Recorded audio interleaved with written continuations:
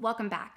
In the last video, my husband and I began our journey back to God by first clearing out our New Age practices and tools that had really become an integral part of our day-to-day life.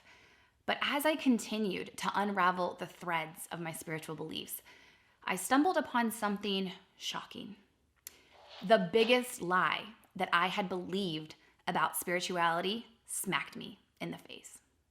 It was a comforting lie, one that seemed to explain everything I was feeling at the time.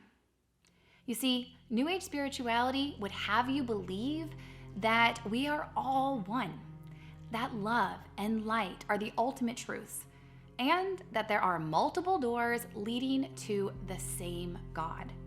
This ideology was framed as truth, but it's actually deeply rooted in deception.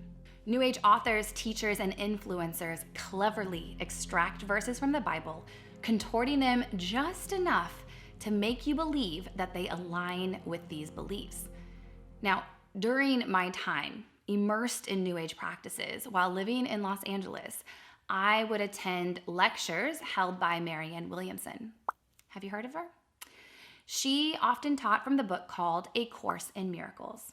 Now, this book was penned by a group of former atheists and psychologists who initially were on a research mission to disprove God. Yet during their studies, one of them began channeling messages, claiming to receive new revelations from Jesus himself. Messages that supposedly had more to say than what was initially captured in the Bible. A Course in Miracles became our new Bible, our anchor of truth. This introduced us to the concept of many doorways, suggesting that Hindus, Buddhists, Christians, Muslims, and even Mormons, we are all seeking the same truth and worshiping the same God. I found this idea to be so appealing because it felt inclusive. And after all, doesn't the Bible say something about love and loving your neighbors? So why would any other idea make any sense? Why would I not embrace this as truth? Isn't it good to be inclusive?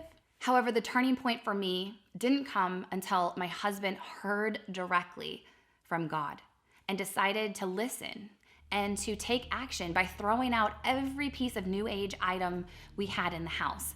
And I remember this day vividly because when my husband reached across my bedside to grab my copy of A Course in Miracles off of my nightstand, I pleaded with him not to do it because I truly believed at that time I was reading truth. My husband lovingly set the book back down and gently invited me to take a deep dive into exploring the truth of Christianity.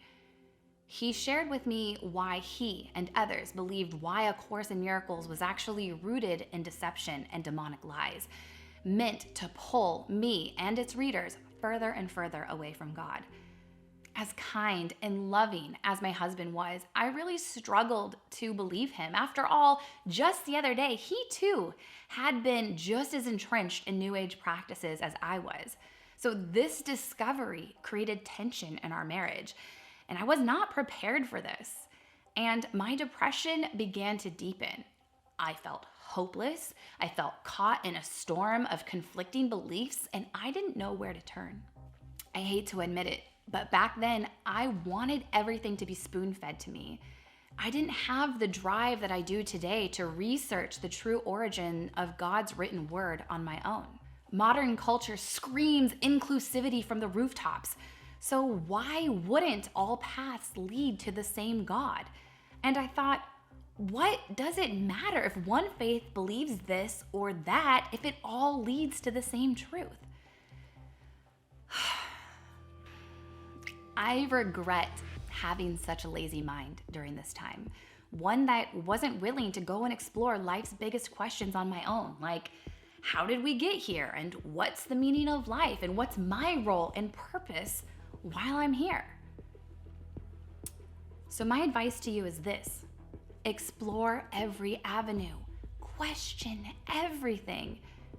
Just as I was beginning this new journey, I was confronted with yet another harsh reality of this New Age belief that had just completely knocked me to my knees. In the next video, I'll uncover the number one lie New Age practice teaches you, and most importantly, how you can break free from this lie. It's a lie that almost kept me trapped for eternity.